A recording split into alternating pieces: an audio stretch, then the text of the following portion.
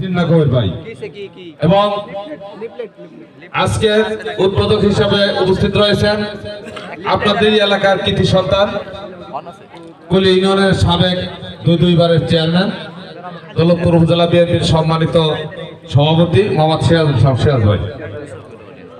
মঞ্চে উপস্থিত রয়েছেন মানিকগঞ্জ জেলা কৃষক দলের সাবেক আহ্বায়ক আমাদের বড় ভাই মনি ভাই। সভসঙ্গী হিসাবে আরো রয়েছেন মানিকগঞ্জ জেলা ছাত্র দলের সংগ্রামী সাংগঠনিক সম্পাদক অয়ন খান। আমাদের ভাইয়ের সভসঙ্গী হিসাবে উপস্থিত রয়েছেন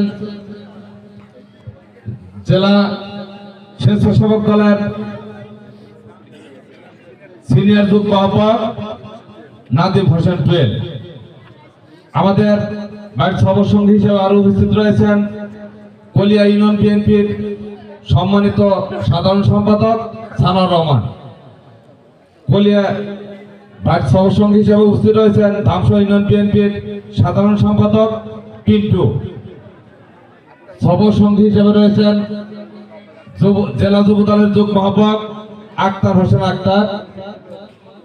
উপস্থিত রয়েছেন মানিকগঞ্জ জেলা যুব দলের সদস্য এবং জেলা বিএনপির অন্যতম সদস্য আমাদের শরীফুল ইসলাম শাহ।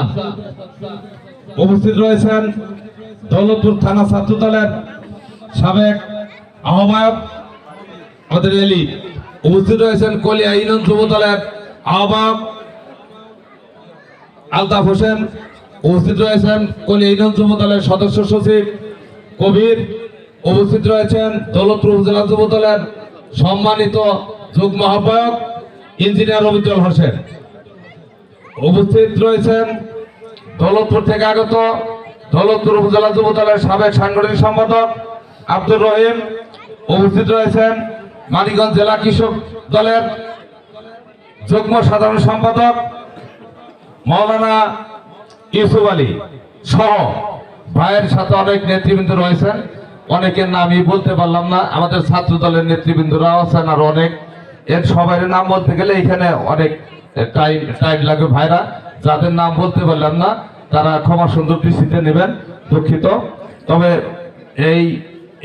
এইখানে সমাবেশটা খুব বেশি হবে না, খুব শর্ট টাইম সমাবেশ।